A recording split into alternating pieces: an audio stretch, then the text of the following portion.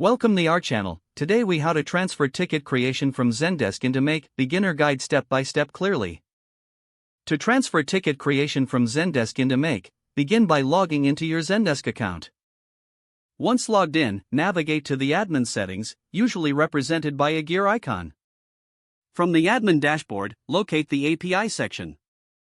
Enable the Zendesk API if it is not already active. Next, create an API token for authentication. Click on Add API Token and give it a recognizable name. Copy the generated token and keep it secure for later use. Now, open a new tab and log in to your Make account. In Make, create a new scenario by clicking on the Create a New Scenario option. From the list of available apps, select Zendesk.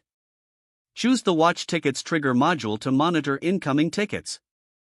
You will be prompted to connect your Zendesk account. Paste the API token you copied earlier into the authentication fields required. Once connected, set the parameters for the tickets you want to watch, such as status and type.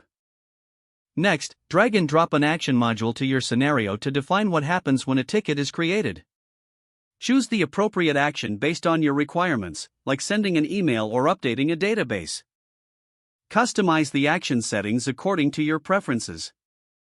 Once you have configured both the trigger and action, click on the Run Once button to test your scenario. Check if the scenario successfully captures a newly created ticket in Zendesk.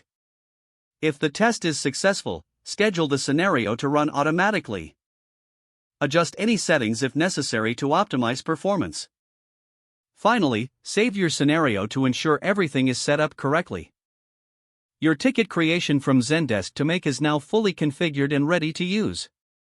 If the page does not load, refresh the browser or try again in a private or incognito window.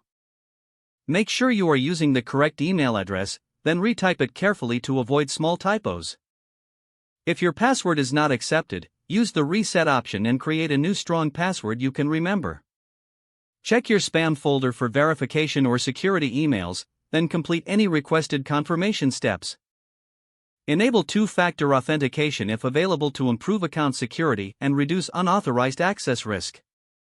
After signing in, review your profile details so your contact information and settings are accurate and current. Don't forget to like this video and subscribe to our channel for more step-by-step tech guides.